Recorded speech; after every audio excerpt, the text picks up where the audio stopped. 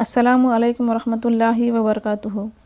بچوں، اس سے پہلے کے ویڈیو میں ہم نے دلی کا نہاری والا اس سبق کا ایک حصہ پڑھ چکے ہیں۔ آج ہم اس سبق کے آگے کا حصہ سمجھنے کی کوشش کریں گے۔ اس سے پہلے کے ویڈیو میں ہم نے دیکھا کہ نہاری 12 مسالے کی چاٹ ہوتی ہے، کس طرح سے اس سالن کو تیار کیا جاتا ہے اور کن کن لوازمات کے ساتھ اس سالن کو کھانے کے لیے پیش کیا جاتا ہے، اور دلی نہاری والے کی دکان سب سے زیادہ مشہور تھی۔ اس کے آگے دیکھیے کیا ہوتا ہے۔ ہم 5-4 دوست پیٹ بھر کر نہاری کے شوقین تھے۔ پیٹ بھر کر یعنی بہت زیادہ شوقین، زیادہ یہ سالن کے کھانے کے شوقین تھے۔ جاڑا آیا اور نہاری کا پروگرام بنا۔ یوں تو اتوار کے اتوار باری باری سے کسی نہ کسی کے گھر پر نہاری اڑا ہی کرتی تھی۔ نہاری اڑا کرتی تھی یعنی نہاری کا مزہ لیا کرتے تھے یا کھایا کرتے تھے۔ ہر اتوار کو باری باری سے ایک ایک کے گھر پر کیا ہے نہاری کھانے کا پروگرام بنایا جاتا تھا۔ لیکن ہر 15ویں دن اور اگر کوئی باہر کا مہمان آ گیا تو اس معمول کے علاوہ بھی خاص دکان پر جا کر ضرور کھا لیا کرتے تھے۔ یعنی باہر سے اگر کوئی مہمان آ جاتے ہیں تو ان کے بہانے سے بھی کیا ہے خاص دکان پر جا کر نہاری کھائی جاتی تھی۔ ہمارا دستور تھا، یعنی ان کا معمول تھا۔ ہم پر کیا منحصر ہے؟ نہاری بازوں کے یہ بندھے ہوئے قاعدے تھے کہ صبح کے لیے رات سے تیاری ہوتی تھی۔ منحصر کے معنی ہے انحصار کیے ہوئے، یعنی نہاری باز جو تھے، نہاری بنانے والے جو تھے، وہ صبح صبح سالن تیار کر دیتے تھے۔ تو ظاہری بات ہے کہ صبح اگر سالن تیار کرنا ہے تو اس کے لیے رات بھر سے ان کو تیاری کرنا پڑتی تھی۔ قاعدے کے معنی ہے اصول۔ تازہ خالص گھی 2 چھٹاک فیکس کے حساب سے مہیا کیا جاتا تھا۔ فیکس کے حساب سے یعنی ہر ایک شخص کے لیے 2 چھٹاک گھی یعنی 50 گرام گھی جو ہے پیش کیا جاتا تھا اس سالن کے ساتھ اسے کھانے کے لیے۔ مہیا کرنے کے معنی ہے کھانے کے لیے دیا جاتا تھا۔ گاجر کا حلوہ جش خاں کے پھاٹک یا جمال الدین عطار سے لیتے تھے۔ یہ سالن کھانے کے بعد اس سے پہلے ذکر کیا جا چکا ہے کہ گاجر کا حلوہ کھایا جاتا ہے، تو وہ کہاں پر ملا کرتا تھا؟ جش خاں کے پھاٹک یا جمال الدین عطار کے پاس سے یہ لیا کرتے تھے۔ اور تو کیا کہوں، اب ویسا حلوہ بھی کھانے میں نہیں آتا، یعنی پہلے جو حلوے میں مزہ ہوا کرتا تھا آج ویسا مزہ حلوے میں بھی نہیں ملتا۔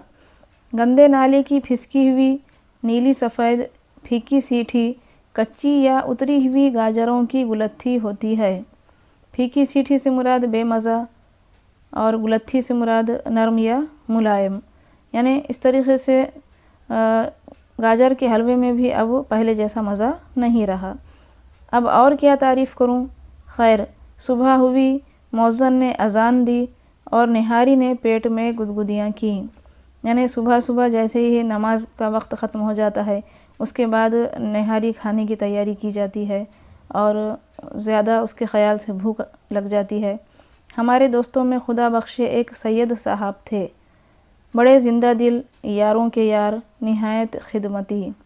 یعنی ان کا جو دوستانہ تھا ان میں ایک شخص بہت زیادہ خوش مزاج تھے۔ زندہ دل کے معنی ہے خوش مزاج، اور جیسا کہ غم میں بھی خوشی کا پہلو نکال لینے والے، یاروں کے یار کہا گیا ہے ان کو، اور نہایت خدمتی بھی تھے، دوسروں کی خدمت کیا کرتے تھے۔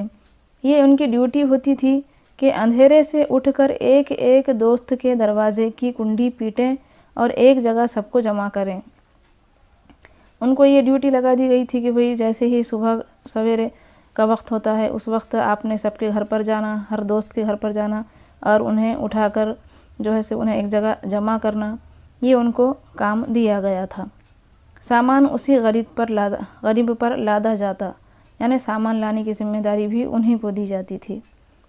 جب تک ہماری یہ ٹولی سلامت رہی اور میاں دلی والے نیچے باڑ کی مسلی مسلائی لیس دار ٹوپی سے اپنا گنج ڈھانکے، چھینٹ کی روئی اور کمری کی آستینوں کے چاک الٹے آلتی پالتی مارے، چمچہ لیے دیگ کے سامنے گدی پر دکھائی دیتے رہے، نہ ہمارا یہ معمول ٹوٹا اور نہ نہاری کی چاٹ چھوٹی۔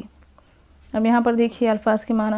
مسلی مسلائی کے معنی ہے جھریوں دار یا میلی کچیلی، اور چھینٹ کی روئی دار کمری سے مراد بوٹے دار کپڑے کی جیکٹ جس میں روئی کا استر سلا ہوا ہو۔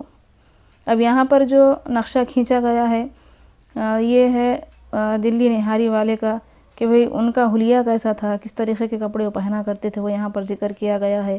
اور مصنف کا کہنا یہ ہے کہ جب تک وہ اپنی جگہ پر اسی طریقے سے اپنا دھندا کاروبار کرتے رہے، اس وقت تک یہ لوگوں کا معمول رہا کہ کبھی بھی وہ جا کر ان کے پاس سے نہاری لے کر کھایا کرتے تھے، یعنی ان کا معمول بن چکا تھا یہ، اور ان کے ہاتھ کا جو مزہ تھا انہیں بعد میں کسی کے ہاتھ میں نہیں ملا۔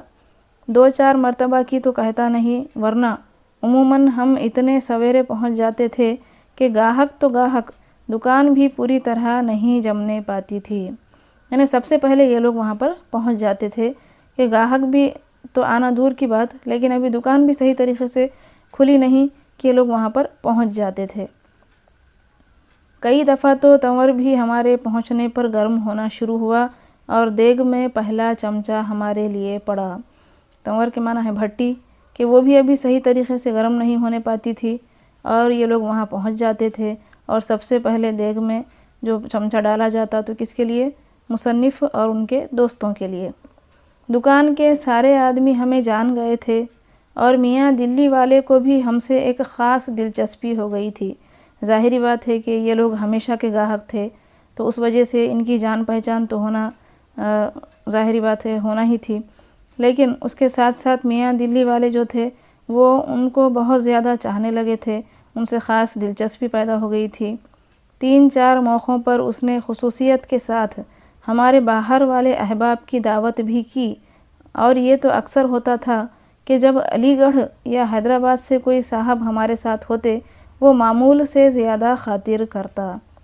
یعنی خصوصیت کے ساتھ یعنی خاص طور سے، احباب یعنی ان کے دوست احباب جو ہوا کرتے تھے، جو ان کے ساتھ جا کر وہاں پر نہاری کا مزہ لیا کرتے تھے، تو ہمیشہ ان کی اچھی خاطر تواضع کی جاتی۔ لیکن خاص طور سے اگر کوئی باہر شہر سے اگر کوئی ان کا دوست آ جاتا علی گڑھ سے یا حیدرآباد سے، تو ویسے وقت میں میاں دلی نہاری والے جو تھے وہ ہمیشہ سے زیادہ ان کی کیا ہے خاطر کرتے تھے یا مہمان نوازی کرتے تھے۔ فرمائش کے علاوہ نلی کا گودا بھیجا اور اچھی اچھی بوٹیاں بھیجتا رہتا، اور باوجود اصرار کے بھی کبھی ان چیزوں کی قیمت نہ لیتا۔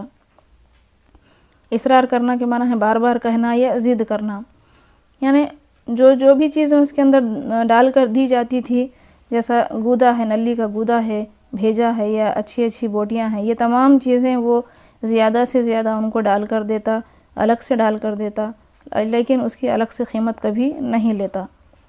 ابھی اپنے شہر والوں کی پاسداری کہاں؟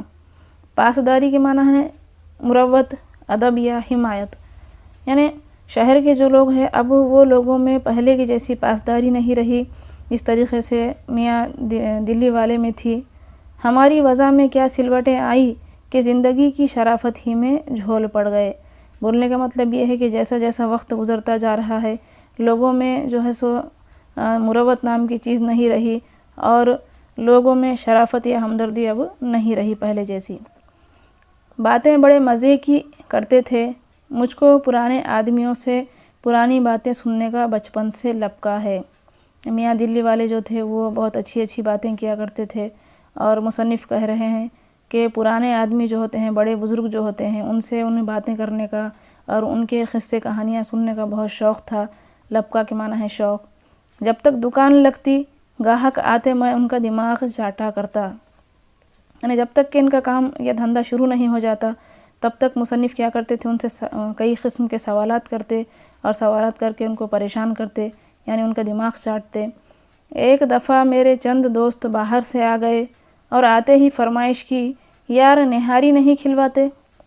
ایک دفعہ کا سمجھو واقعہ بیان کر رہے ہیں کہ باہر سے یعنی باہر شہر سے ان کے کچھ دوست آ جاتے ہیں اور آتے ہی نہاری کھانے کی فرمائش کر دیتے ہیں۔ میں نے کہا نہاری کل صبح ہی صحیح، وہیں سے نظام الدین رحمۃ اللہ چلیں گے، یعنی صبح صبح ہم کیا کریں گے، نہاری کھا لیں گے اور وہیں سے پھر نظام الدین رحمۃ اللہ علیہ کی جو درگاہ ہے وہاں پر چلے جائیں گے۔ شام کو سید صاحب سے کہہ دیا اور سویرے ہی دکان پر جا پہنچے۔ سید صاحب یعنی وہی دلی نہاری والے، ان کو کہہ دیا اور صبح ان کی دکان پر جا پہنچے۔ دیگ ابھی کھلی نہ تھی، تنور گرم ہو رہا تھا۔ ہمیں دیکھتے ہی دلی والے کہنے لگے، حضرت 15 منٹ انتظار کرنا پڑے گا۔ یعنی ابھی ان کا کام پوری طریقے سے شروع نہیں ہوا تھا، اور تنور یعنی بھٹی جو تھی وہ بھی ابھی پوری گرم نہیں ہوئی تھی۔ ان کو دیکھتے ہی کیا کہتے ہیں کہ حضرت 15 منٹ انتظار کرنا پڑے گا۔ حضرت سے مراد یہاں پر حضرت۔ ذرا تنور کا تاؤ آ جائے، یعنی بھٹی جو ہے وہ بہت گرم ہو جانا، اچھی جلدی روٹی پکنے کے قابل ہو جانا چاہیے، اس لیے وہ کہتے ہیں کہ ذرا اس کو تاؤ آ جانے دیجئے، اس کے بعد میں کیا کروں گا، آپ کو نہاری دوں گا۔ مگر آج یہ آپ کے ساتھ کون صاحب ہیں؟ پنجاب کے معلوم ہوتے ہیں۔ ہاں، خاص مالیر کوٹلہ کے رہنے والے ہیں۔ میں نے کہا کیا یاد کریں گے، نہاری تو کھلا دو۔ مگر میاں نہاری میں تو مرچیں زیادہ ہوتی ہیں۔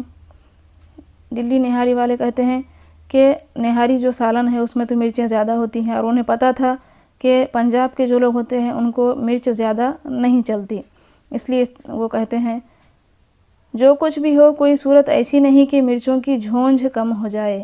جھونجھ سے مراد مرچوں کا تیکھا پن یا تیز پن۔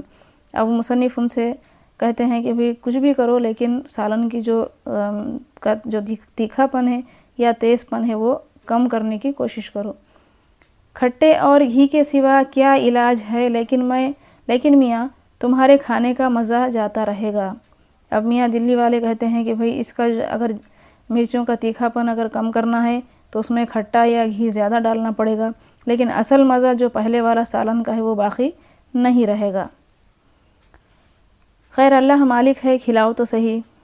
اپنی طرف سے تو کمی نہیں کروں گا، پھر بھی ناک آنکھ بہنے لگے تو ان کی تقدیر۔